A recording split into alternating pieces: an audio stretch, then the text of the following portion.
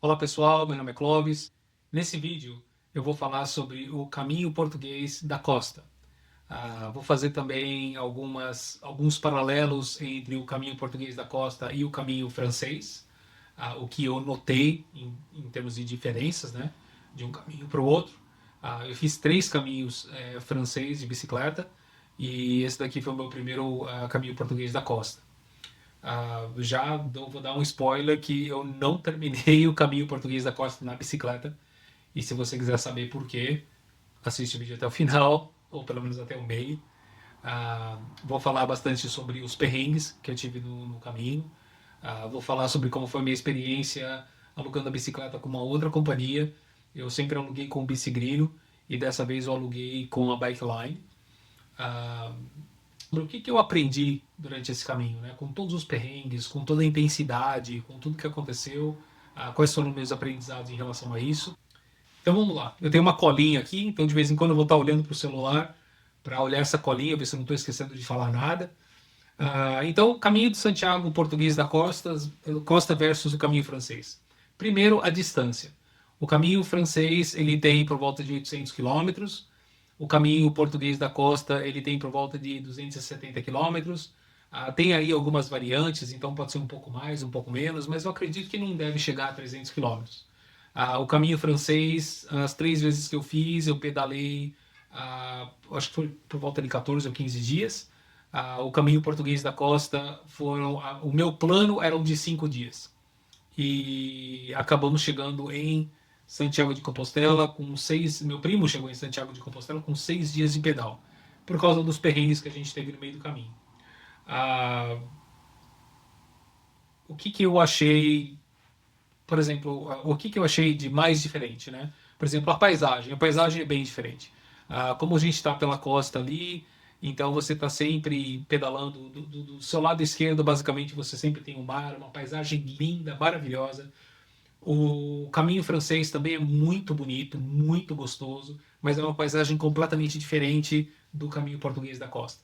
Quando a gente chega ali, atravessa para a Espanha e chega na parte da Galícia, aí a gente começa a sentir mais ou menos o que é a mesma coisa do caminho francês. Mas até aquele ponto, na parte de portuguesa, é uma coisa assim bem diferente do caminho francês. Tem bastante estrutura, como são muitas cidades costeiras ali, você tem uma estrutura muito boa de hotéis, de pousadas, de albergues. A comida do caminho português é fenomenal. Eu pensava que a gente comia muito bem no caminho francês. No caminho português, eu achei a comida uma coisa assim muito, muito boa. Ah, o caminho português, por ele ser mais curto, você não tem um cansaço acumulado como você tem no caminho francês.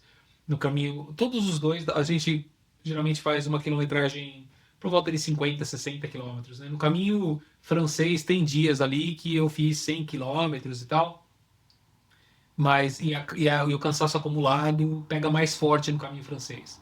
Depois de uma semana que você está pedalando, sem descanso, você está lá, alguns dias você faz 50 quilômetros, outros 60, outros 70, depois joga 100, aí depois volta para 45, enfim. Mas geralmente são dias sucessivos. Né? No meu caminho, meus caminhos franceses, eu cheguei a descansar, acho que no sétimo, no oitavo dia. Em alguns deles eu fiz uma pausa, mas mesmo assim, o cansaço acumulado no caminho francês é muito maior do que no caminho português. Quando você começa a ter um cansaço acumulado, aí acabou o caminho, né? O caminho português ele não tem tanta altimetria quanto o caminho francês. O caminho francês, saindo de quando você sai de Saint-Jean-Pied-de-Port, já no primeiro dia você já pega os Pirineus ali, que é um pedal mais curto, tem um pedal por volta aí de 27 quilômetros, mas uma altimetria bem brava. Então, o caminho português não tem nada que se compare o caminho português da costa, né? Não o central. O caminho português da costa ele não tem nada que se compare com os Pirineus, nada que se compare com o Sebreiro, nada disso. Tem alguns trechos técnicos, quer dizer, são pouquíssimos trechos técnicos no caminho português da costa. No único trecho técnico que tinha, que era um pouco mais técnico, mais pedra, aquela coisa assim, foi um ponto em que eu levei uma queda. Então, foi no único trecho técnico. O resto geralmente são trilhas fáceis, tranquilas, com pouca altimetria. É um pedal bem tranquilo mesmo. As cidades, né? Passando no caminho português, as cidades que quando você passa assim, você não tem tanta cidade medieval igual no caminho francês. No caminho francês você passa por aquelas cidadezinhas assim medievais que você não vê ninguém. Você fala, nossa, será que mora alguém nessa cidade? E às vezes a população da cidade é 100 pessoas, 50 pessoas, né? No caminho português tem uma zona turística muito forte. Então você não passa por cidades assim tão pequenas. Passa por cidades pequenas também, mas não por aquelas cidades medievais, igual a gente passa pelo caminho francês. Então ele tem um tempero um pouco diferente, né? O caminho francês eles têm, por exemplo, você tem o Castelo de Ponferrada, você tem a Cruz de Ferro, você tem aqueles marcos do caminho. E no caminho português a gente não tem tantos marcos assim.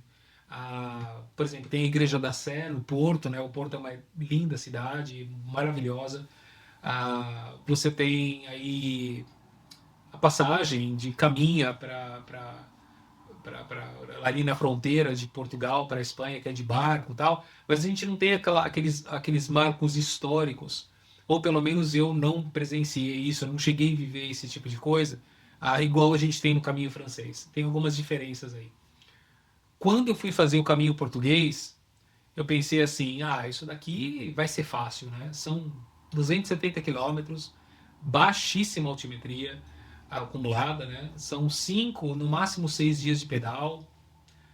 Vai ser fácil, né? Eu já eu tava até antes de fazer, eu tava um pouco desanimado. Eu falei, será que vai ter aquela pegada de peregrinação igual tem o caminho francês? Ou vai ser tipo um pedal na praia, né? Mas eu estava redondamente enganado. O caminho de Santiago português me ensinou muito. Os perrengues do caminho de Santiago português foram uma coisa assim que me ensinaram demais. E eu vou falar um pouco mais deles um pouquinho mais na frente no vídeo, né? Outra coisa também sobre o caminho português, que é um pouco da dificuldade de sair do porto até você chegar mais ou menos em Esposende, que são, acho que os primeiros 50 quilômetros depois que você sai do porto é um pouco complicado e é fácil de se perder. Por quê? O caminho português da costa, ele é um caminho relativamente novo. É um caminho que eles fizeram uma calçadinha ali de madeira. Vocês vão ver trechos no vídeo aqui. Vou colocar aqui alguns trechos para vocês verem sobre as calçadinhas que eles fizeram, que são feitas para peregrinos, para quem anda, né? Algumas delas, quando você chega no começo da calçadinha ali, você vê uma placa que não pode bicicleta. E você só começa a ver placas que pode bicicleta depois de 50 ou 60 quilômetros. Aí você começa a ver placas que, ok, pode bicicleta. O que é estranho, né? Porque logo no começo ali as calçadinhas são mais largas e não pode bicicleta. E quando você tem placa que pode bicicleta, as calçadinhas são mais estreitas, né? Ficando bem difícil de passar quando tem alguém andando. Mas é assim que está marcado lá, é assim que funciona.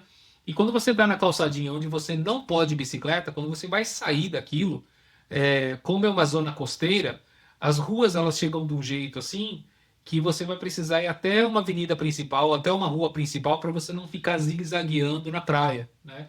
Isso aconteceu muito comigo e com meu primo, a gente zigue-zagueou muito na praia, e tinha alguns trechos que a gente falava assim, não, vamos pela calçadinha, vamos ver se a gente consegue render aí uns 5 ou 10 quilômetros pelo menos, até a gente, porque senão a gente vai acabar se perdendo, isso daqui vai acabar virando, em vez de 65, 70 quilômetros, vai virar 80, 90 quilômetros no primeiro dia.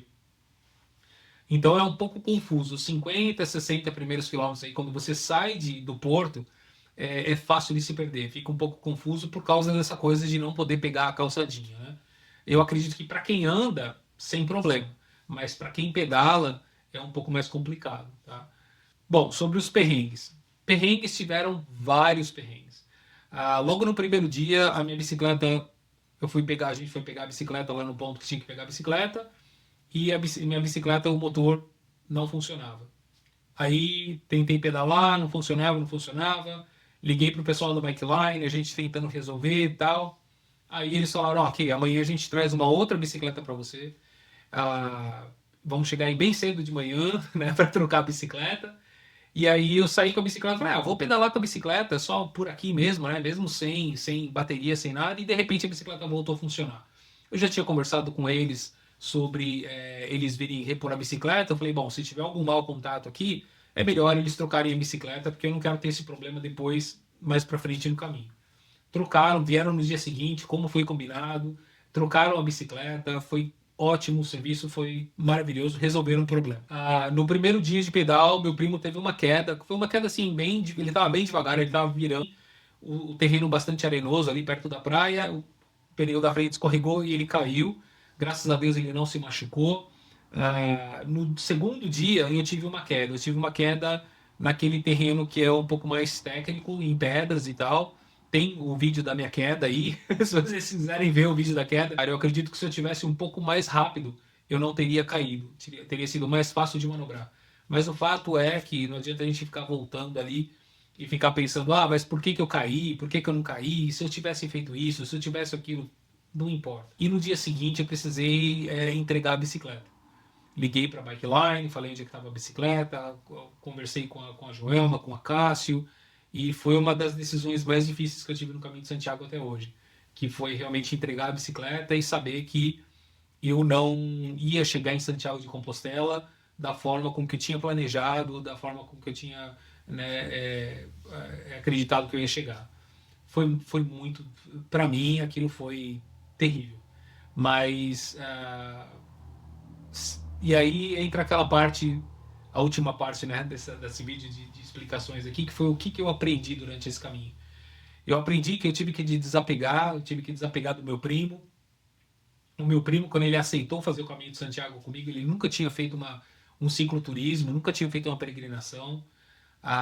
Então ele veio assim, isso daqui vai ser também. Ele veio igual eu, né? Eu fui nesse caminho pensando, isso vai ser fácil, só 270 quilômetros, não tem altimetria, vai ser bico, vai ser quase um pedal na praia. Meu primo também veio com aquela coisa, né? Isso daqui vai ser só um pedal, vai ser super tranquilo, tal. Vai ser uma aventura de bicicleta, não vai ser uma peregrinação. E no começo eu falei assim, olha, primo, isso daqui é o caminho de Santiago. O caminho de Santiago tem um diferencial. Ele não é só um pedal, não é uma coisa que a gente vai bater números e ter pressa e nada disso, né? O caminho geralmente entrega pra gente o que a gente precisa. E foi o que eu falei para ele. E aí, depois da minha queda, quando ele teve que pedalar sozinho e quando eu tive que ir para a próxima etapa de táxi ou de Uber, aí foi que o caminho começou a entregar para a gente o que a gente precisava. Ele começou a perceber o quanto era espiritual esse caminho, o quanto profundo é o caminho de Santiago, quando ele estava pedalando sozinho. E eu tive mais lições ainda quando eu estava precisando fazer esse caminho de táxi, né, ou de Uber. Enfim, foi muito intenso, foi muito aprendizado, foi muito emocionante chegar em Santiago de Compostela, mesmo de táxi.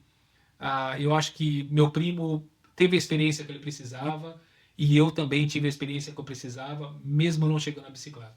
Claro, fiquei contente de chegar de carro em Santiago? Não, não fiquei. Não peguei a Compostela esse ano, porque eu não achei justo pegar a Compostela por eu ter pedalado só um dia e meio, né?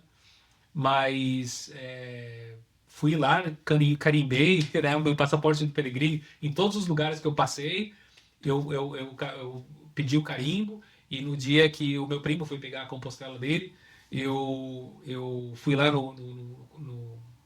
no escritório lá dos peregrinos, onde pega a Compostela, e eu falei para eles assim, falei assim, olha, eu não quero a Compostela, eu só quero o carimbo da da Catedral, né, de Santiago, dizendo que eu cheguei em Santiago de Compostela. E com todos isso, com todos os problemas, eu mudei um pouco o foco do meu caminho. Meu primo foi sozinho, ele fez um excelente caminho, teve uma excelente experiência e foi muito bom para nós dois. Como é que foi com a Bikeline? Como é que foi alugar uma bicicleta com a Bikeline ao invés de alugar com o Bicigreen? Nos meus 3 primeiros caminhos de Santiago, eu aluguei com o Bicigreen. Não tive problemas com o Bicigrino. O tratamento do Bicigrino é um tratamento de uma empresa normal, né, que dá suporte para as pessoas. Se você tem algum problema, eles fazem o que eles podem para resolver o seu problema. Ah, agora, a Bike Line ela foi muito mais do que isso. A Bike Line é como se você tivesse uma família dentro do Caminho de Santiago, te apoiando e te perguntando como é que você tá, como é que tava, né? A Joelma foi um anjo no Caminho de Santiago. No meu Caminho de Santiago, no Caminho de Santiago do meu primo também. Então, esse vídeo aqui tem apoio da Bikeline. Eu não sou patrocinado pela Bikeline, não tem nenhum patrocínio, mas o que eu estou falando aqui, o meu relato é de coração. Eles foram fenomenais no caminho. O Acácio, que é o dono da Bikeline, ele mora no Caminho de Santiago, ele está ali na Espanha, já fez o Caminho de Santiago várias vezes, e o tratamento dele não é simplesmente o tratamento de uma pessoa que aluga bicicleta e pronto. Né? Não, não é isso. A atenção deles é realmente diferenciada, excepcional mesmo. De 0 a 10, eu digo 10, sem medo de errar. Mas espero que esse vídeo tenha ensinado para vocês alguma coisa, ou se vocês tiverem dúvida de alguma coisa, posta aqui nos comentários, pergunta, que eu vou ter a maior satisfação para responder, tá bom? Como sempre, no final de todo vídeo, eu desejo a todos vocês um bom caminho.